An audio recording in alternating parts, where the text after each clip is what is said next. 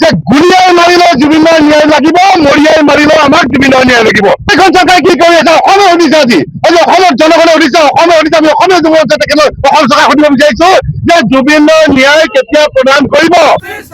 জুবিনৰ ন্যায় আমাক লাগিবই, জুবিনৰ ন্যায় আমাক লাগিবই, জুবিনৰ ন্যায় প্ৰদান কৰক। চাওক, আজি আমি যি প্ৰতিবাদী কাৰ্যসূচী লৈছো, ইয়াৰ কাৰণ হ'ল আমাৰ হিয়ামতি জুবিন দা। গতিকে আমি স্পষ্ট ভাষাৰে অসম চৰকাৰক কৈ দিব বিচাৰিছো, মুখ্যমন্ত্ৰী ডাঙৰীক কৈ দিব বিচাৰিছো যে গুলিয়াই মাৰিলেও জুবিনৰ ন্যায় লাগিব, মৰিয়াই মাৰিলেও আমাক জুবিনৰ ন্যায় লাগিব। স্পষ্ট কথা। গতিকে আজি 6 মাহ দিন উকলি গ'ল, চৰকাৰে কি কৰি আছে? এইখন চৰকাৰে কি কৰি আছে? অসমে সুধিছে আজি অসমৰ জনগণে সুধিছে, অসমে সুধিছে, আমি অসমীয়া যুৱক তেখেতক অসম চৰকাৰে সুধিব বিচাৰিছো যে জুবিনৰ ন্যায় কেতিয়া প্ৰদান কৰিব? এই 5 লাখ এই কাশ্মীৰকেইটা কেতিয়া ফাঁচি দিব?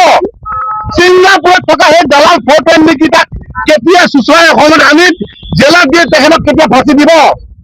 কাৰণ আমি দেখিবলৈ পাইছো যে মুখ্যমন্ত্ৰী ডাঙৰীয়াই কৈ গৈছিলে যে যদি আমি জুবিন দাক ন্যায় দিব নোৱাৰো আমাক ভোট নিদিব।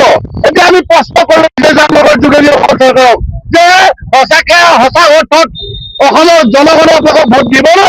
ভোট লাগে? কাৰণ আজি ইলেকশ্যন হ'বলৈ আজি বেছি দিন নাই আৰু কেইদিনমান আছে। আজিলৈকে কিন্তু জুবিনৰ ন্যায় প্ৰদান কৰিব নোৱাৰিলে। আৰু সমান্তৰালকে তাৰ সমান্তৰালকে ক'বলৈ গ'লে আপুনি চাওক, আজি মূল্য বৃদ্ধিয়ে জুৰুলা কৰিছে, কিন্তু আঁচনিৰ ওপৰত আঁচনি, আঁচনিৰ ওপৰত আঁচনি, আৰু আঁচনি দি থাকিলে কি হ'ব নেকি? তেওঁ আজি এই প্ৰশান্ত ফুকন ডাঙৰীয়াক সুধিব বিচাৰিছো, যেতিয়া মূল্য বৃদ্ধি হৈছে তেওঁ পিয়াজৰ মালা পিন্ধি গেছৰ চিলিণ্ডাৰ লৈ প্ৰতিবাদ কৰিছিলে, কিন্তু আজি তেওঁ মন্ত্ৰিত্বৰ লোভ আছিলে, যদি মন্ত্ৰিত্ব আজি পাই গ'ল, পোৱাৰ পিছত কিন্তু আজি মূল্য বৃদ্ধি নাইকিয়া হৈ গ'ল। ক'ত গ'ল আজি প্ৰশান্ত ফুকনক আমি সুধিব বিচাৰিছো যে আপুনি মন্ত্ৰিত্ব বাদ হৈ আজি পিয়াজৰ মালা পিন্ধি আজি চিলিণ্ডাৰ কিয় আন্দোলন কৰা নাই? আজি গেছৰ চিলিণ্ডাৰ গৈ পেলাই 1100 টকা হৈ গ'ল। আজি এটা দৰৱ কিনিব নোৱাৰে, প্ৰেছাৰ দৰৱ কিনিব নোৱাৰে, চুগাৰ দৰৱ কিনিব নোৱাৰে, যিটো ফাইলৰ দাম আছিলে 40 টকা, সেই আজি দৰৱৰ ফাইল হৈ গ'ল 90 টকা। গতিকে অসম চৰকাৰক আমি প্ৰশ্ন কৰিব বিচাৰিছো যে আঁচনিৰ পৰা আঁচনি কৰি নাথাকিব। অসমৰ জনগণে শিক্ষা বিচাৰিছে, স্বাস্থ্য বিচাৰিছে, সেইবিলাকত গুৰুত্ব প্ৰদান কৰক।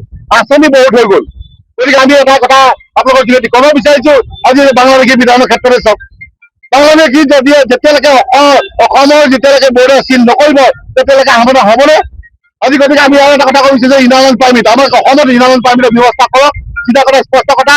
আৰু মেইন বস্তুটো হৈ গ'ল যে আমাক জুবিনৰ ন্যায় কেতিয়া প্ৰদান কৰিব অসম চৰকাৰে স্পষ্ট ভাষাৰে আমাক ক'ব লাগে।